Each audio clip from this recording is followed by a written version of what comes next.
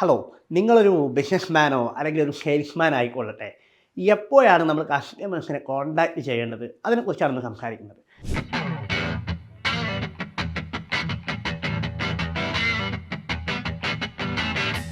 Ansar Muhammad with you. 2 ആളുകൾ ഒരു മാളിലൂടെ ഇങ്ങനെ നടന്നു പോകുന്നു. അപ്പോൾ അവർ നല്ല ഒരു ഷോപ്പ് കണ്ടു. അവർക്ക് വളരെ ഇഷ്ടമായി ആ ഷോപ്പ് കണ്ടു. അപ്പം നിങ്ങൾക്കറിയാം, നമ്മുടെ ബിസിനസ് എന്ന് പറയുന്നത് ഇൻറ്റീരിയർ ഫിറ്റ് ഔട്ടാണ്. അഥവാ മാളുകൾക്കുള്ളിൽ പുതിയ പുതിയ ഷോപ്പുകൾ ഉണ്ടാക്കി കൊടുക്കുക എന്നുള്ളതാണ് നമ്മുടെ ബിസിനസ്. അതാണ്. അപ്പോൾ ഇവർ ഒരു നല്ല ഷോപ്പ് കണ്ടു, അവർക്ക് വളരെ ഇഷ്ടമായി. അപ്പോൾ അവിടെ ജോലി ചെയ്യുന്ന പണിക്കാരോട് ഇത് ആരാണ് ചെയ്തത് എന്നവർ ചോദിച്ചു. അപ്പോൾ ആ പണിക്കാർക്ക് അറിയില്ല. അവർ പറഞ്ഞു, ഞങ്ങൾ ഈ ഷോപ്പ് ഓപ്പൺ ആയതിന് ശേഷം വന്ന ആളുകളാണ്, ഞങ്ങൾ അന്വേഷിക്കാമെന്ന് പറഞ്ഞു. അങ്ങനെ അവർ പോയി. അങ്ങനെ ഞാൻ സാധാരണ ഈ ക്ലയൻസിനെല്ലാം, അല്ലെങ്കിൽ എനിക്ക് പരിചയമുള്ള ഈ ഫീൽഡിലുള്ള എല്ലാ ആളുകൾക്കും ഇടയ്ക്കിടയ്ക്ക് മെസ്സേജുകൾ ഇടാറുണ്ട്. ഇപ്പം നമ്മളൊരു പുതിയ ഷോപ്പ് ഇനാഗുറേറ്റ് ചെയ്ത് കഴിഞ്ഞാൽ അതിൻ്റെ ഫോട്ടോ എടുത്ത് ഇന്ന സ്ഥലത്ത് ഇന്ന ഷോപ്പ് നമ്മൾ ഉണ്ടാക്കിയിട്ടുണ്ട് എന്ന് പറഞ്ഞിട്ട് എനിക്ക് പരിചയമുള്ള കസ്റ്റമേഴ്സ് ആവാൻ സാധ്യതയുള്ള നിലവിൽ കസ്റ്റമറായ ആളുകൾക്ക് ഞാനിങ്ങനെ നിരന്തരം അയച്ചുകൊണ്ടേയിരിക്കും. അപ്പോൾ അതിൽ നല്ല ശതമാനം ആളുകളും മറുപടി തരില്ല. അവർ വളരെ ബിസി ആയിരിക്കും. അപ്പം ഒരു പക്ഷേ അവർക്ക് ആ സമയത്ത് ബിസിനസ് ഉണ്ടാവില്ല. അപ്പം അവർ നമ്മളെ കോൺടാക്റ്റ് ചെയ്യില്ല. അതേസമയം അവരുടെ മനസ്സിലതുണ്ടാവും. അവർക്ക് എപ്പോൾ ആവശ്യം വരുന്നോ അപ്പം അവർ നമ്മളെ കോൺടാക്റ്റ് ചെയ്യും. അത് ഈ കസ്റ്റമറുമായി നിരന്തരമായ ബന്ധമാണ് ഏതൊരു ബിസിനസ്മാൻ്റെയും ഒരു സെയിൽസ്മാൻ്റെയും വിജയം എന്ന് പറയുന്നത്. അപ്പോൾ അങ്ങനെ 2 ദിവസങ്ങൾക്ക് ശേഷം അവരങ്ങനെ പോയി.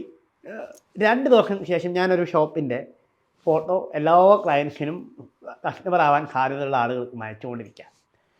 അപ്പോഴാണ് ഇവർ ഈ കണ്ട ഷോപ്പിൻ്റെ ഫോട്ടോ ആയിരുന്നു ആ സമയത്ത് ഞാൻ അയച്ചത്. അപ്പം ഒരു പ്രഭാതത്തിൽ അയാൾ ഇങ്ങനെ നോക്കുമ്പം ആ ഷോപ്പിൻ്റെ ഫോട്ടോ ആണ് കാണുന്നത്. അപ്പോൾ അദ്ദേഹം മറ്റേ ആളടുത്ത് പോയിട്ട് പറഞ്ഞു, അല്ല 2 ദിവസം മുമ്പ് നിങ്ങൾ ചോദിച്ചില്ലേ ആ ഷോപ്പ് ആരാ ചെയ്തതെന്ന്? അത് നാളെ കിട്ടി, അത് നമ്മളൊരു ചെക്കനാണെന്ന് പറയും. അങ്ങനെ എൻ്റെ നമ്പർ കൊടുത്ത് അയാൾ എന്നെ കോൺടാക്റ്റ് ചെയ്തു. ഞാൻ അവരെ പോയി മീറ്റ് ചെയ്തു. അവരെനിക്ക് ബിസിനസ് തന്നു. അപ്പോൾ ഞാൻ പറയുന്നത്, സെയിൽസിൽ അല്ലെങ്കിൽ ബിസിനസ്സിൽ ഒരു ബിസിനസ്മാൻ ആവട്ടെ ഒരു സെയിൽസ്മാൻ ആവട്ടെ, കസ്റ്റമറുമായി നിരന്തരമായ ബന്ധം നമ്മൾ വേണം. ആ ഒരു കണക്ഷൻ പിരിഞ്ഞു പോകാൻ പാടില്ല.